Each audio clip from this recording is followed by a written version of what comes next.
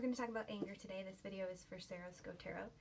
Anger is an emotion that has a lot of feelings surrounding it. So anger is something we're afraid of, we get sad by, we get angered by.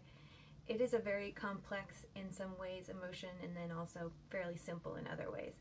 What it comes down to is it's a natural reaction when a goal has been blocked, either a goal of yourself or a family member or a friend or someone close to you, or that you've lost some type of status or power. This is a natural response, and that shows up in your body.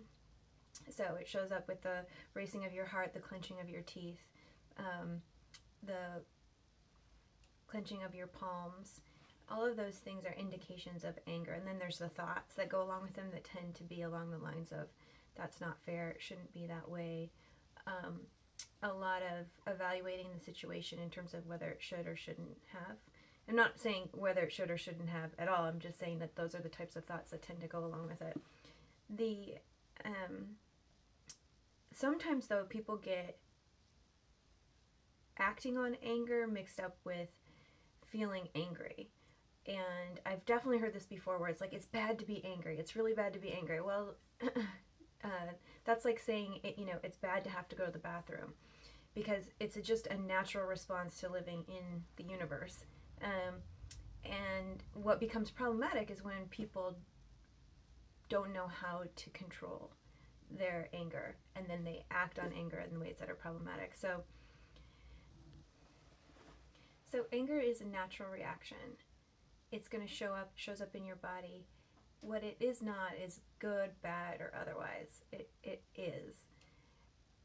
And what is interesting as you get more curious about anger, that you discover it is often a secondary emotion, which is what Marsha Linehan would call it, a secondary emotion, meaning it's kind of a response to another emotion, in that anger sometimes is more comfortable to feel than sadness or fear, and that your brain may be going to anger as an escape from another current emotion. So if you're angry, first of all, remind yourself it's not good, bad, or otherwise. Second, remind yourself that you have a choice on whether you act or not, and how you act. Like, you can feel angry and not act on it. And third, which I heard, is that it may be a secondary emotion, meaning it may be emotion that's showing up because you're feeling something else, maybe more intensely or more importantly. So if you're wanting to address anger, go back and see what maybe I be afraid or scared or sad about, and that anger might feel more comfortable feeling.